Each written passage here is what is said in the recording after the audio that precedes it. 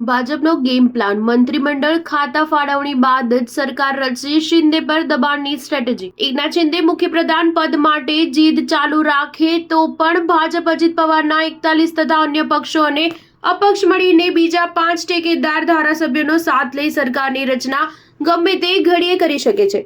આમ છતાં પણ ભાજપ દ્વારા સરકાર રચવામાં વિલંબ અંગે જાતની અટકળો થઈ રહી છે। એક દાવા અનુસાર ભાજપે લાંબા ગાળાનો ગેમ પ્લાન વિચાર્યો છે।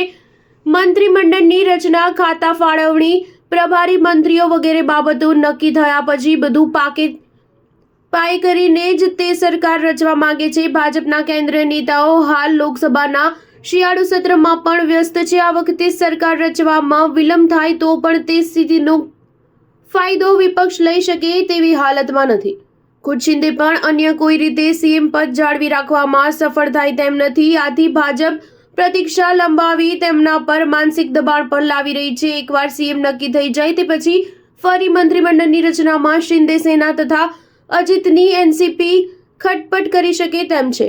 તેને બદલે ભાજપે એકવારમાં જ સીએમ, કોના કેટલા મંત્રી બને તે, કોને કયા ખાતા મળે તે, કયા જિલ્લાના પ્રભારી કોના મંત્રી બને તે વગેરે તમામ બાબતો એક સાથે જ નક્કી કરી દેવાનું વિચાર્યું છે, જેથી એકવાર સરકાર રચાઈ ગયા પછી દિવસોના દિવસો સુધી આ બધી ગતિવિધિઓ કે ખેંચતાણમાં પ્રદેશ નેતાઓ કે કેન્દ્રીય નેતાઓનો પણ સમય વેડફાય નહીં। ભાજપના એક ટોચના નેતાએ દાવો કર્યો હતો કે સાથી પક્ષો સાથે નજીકના ભવિષ્યમાં કોઈ ઘર્ષણ ન થાય તે માટે આ વ્યૂહ વિચારવામાં આવ્યો છે। સ્ટાર ન્યૂઝ 7 હંમેશા સચ્ચાઈની સાથે।